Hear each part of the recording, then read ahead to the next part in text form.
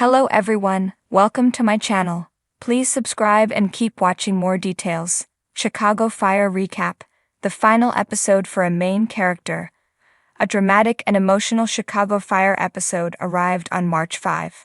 The episode began with Chief Don Pascal in the kitchen with his wife. Pascal and his wife joked about him possibly retiring soon before chatting about an upcoming anniversary. They parted on good terms as Pascal headed to work. Meanwhile, Kelly Severide and Stella Kidd were undergoing a home inspection regarding their adoption hopes. They were nervous about the results. Later, they had an official interview and were approved as adoptive parents. The episode shifted to the firehouse where Jack Damon, baby Severide, has been working. Truck 68 and Jack Damon respond to a big fire. Damon and another firefighter were sent into a fire. The second firefighter got slightly hurt and bailed on the call, urging Damon to do the same. Damon progressed into the back of the fire because his gut said someone was in there. He found an unconscious man, but they soon became trapped. Firehouse 51 arrived on the scene, and Kelly Severide led the rescue to get Damon out through a window. They also rescued the business owner. Later in the episode, the other firefighter confronted Damon. He was upset that Damon hadn't also bailed on the fire. Damon's boss confronted him because the timelines weren't adding up, so became clean about what happened. The other firefighter got suspended. He showed up at Molly's and demanded Damon to recant.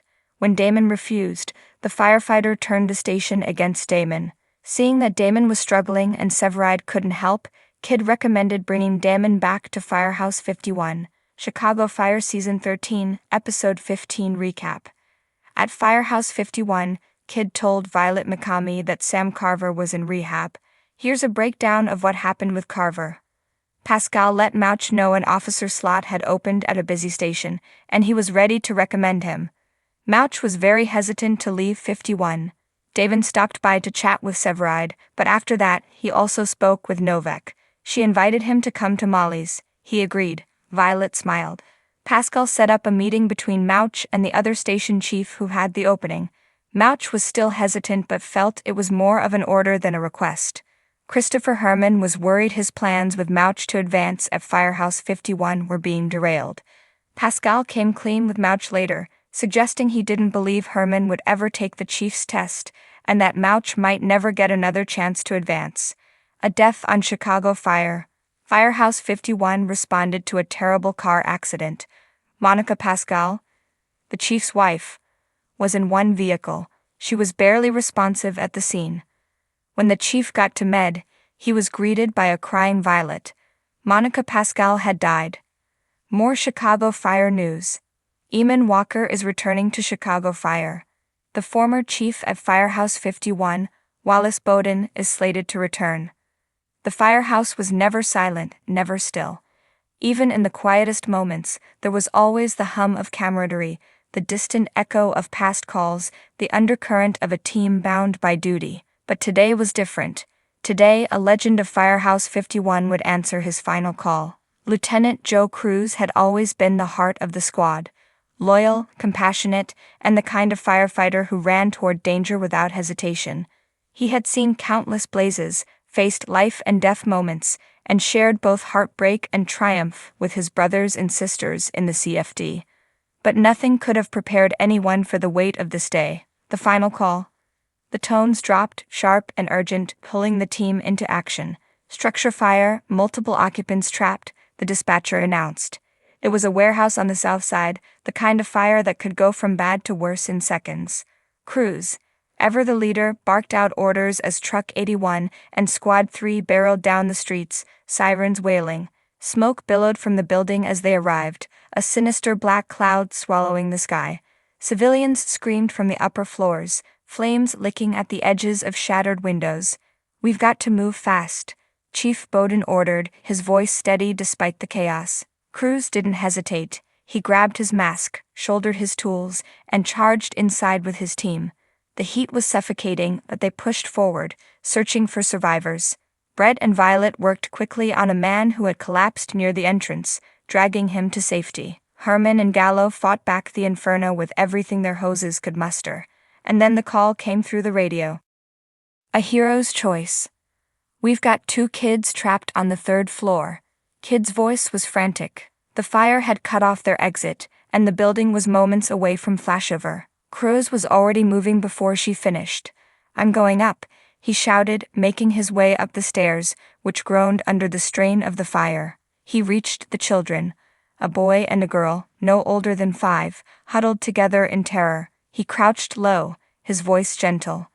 "I got you. You're safe with me."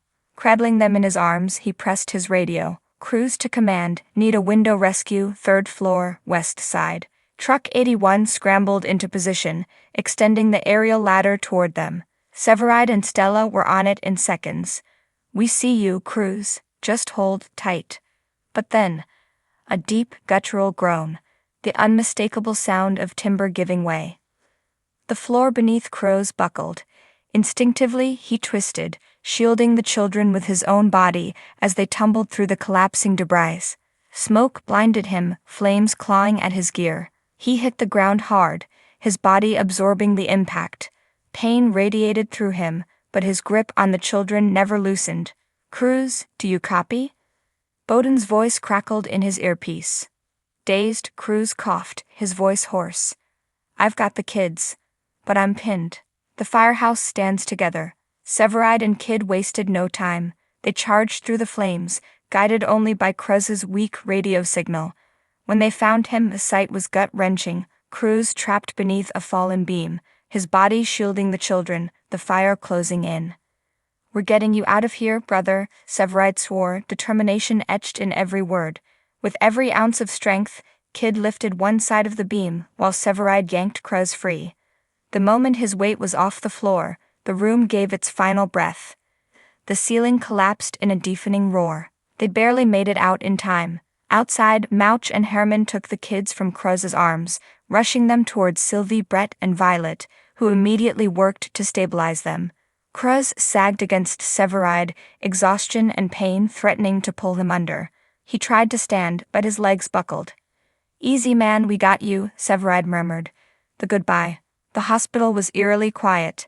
The doctors did everything they could, but the injuries were too severe. Cruz lay in his hospital bed, monitors beeping softly around him. His brothers and sisters surrounded him, their faces etched with grief and love. "You saved those kids, Joe," Bowden said, his voice thick with emotion. Cruz smiled weakly. "That's what we do, right?"